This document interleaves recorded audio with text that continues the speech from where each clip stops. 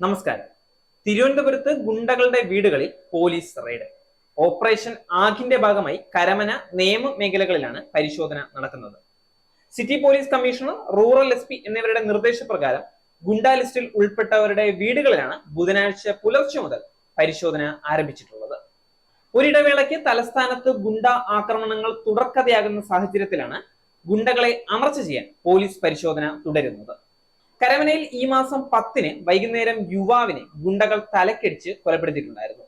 കരമന മരുതൂർ കടവ് പഞ്ചിപ്ലാവിലെ വീട്ടിൽ അഖിൽ 26 വയസ്സാണ് കൊല്ലപ്പെട്ടത്.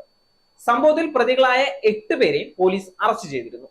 പിടിയിലായവരെല്ലാം മറ്റ് കേസുകളിലെ പ്രതികളും ലഹരിക്ക് അടിമകളുമാണെന്ന് പോലീസ് അറിയിച്ചിട്ടുണ്ട്. പാപ്പനംകോട്ടെ ബാറിൽ വെച്ച് പ്രതികളും അഖിലും തമ്മിലുണ്ടായ തർക്കമാണ് കൊലയ്ക്ക് കാരണം. 2 ആഴ്ച നീണ്ട ആസൂത്രണത്തിന് ശേഷം അഖിലിന്റെ വീടിന് സമീപം കാറിലെത്തിയ പ്രതികൾ സംസാരിക്കാനുണ്ടെന്ന് പറഞ്ഞ് അഖിലിനെ തടഞ്ഞു നിർത്തി ആക്രമിക്കുകയായിരുന്നു. രക്ഷപ്പെടാനായി തൊട്ടടുത്തുള്ള കടയിലേക്ക് അഖിൽ ഓടിക്കയറാൻ ശ്രമിച്ചെങ്കിലും പ്രതികൾ പിന്തുടർന്ന് നടത്തി അടിച്ച് വീഴ്ത്തുകയായിരുന്നു.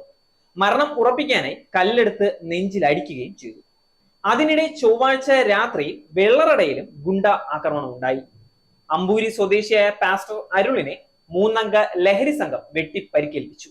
നേരിന്റെ വാർത്തകൾ നിങ്ങളുടെ വിരൽത്തുമ്പിൽ എത്താനായി സാക് ന്യൂസ് ചാനൽ സബ്സ്ക്രൈബ് ചെയ്തും ഷെയർ ചെയ്തും ഒരു ശരിയായ മാധ്യമ നിലപാടിനൊപ്പം നിൽക്കാൻ ഞങ്ങൾ നിങ്ങളെ ക്ഷണിക്കുന്നു.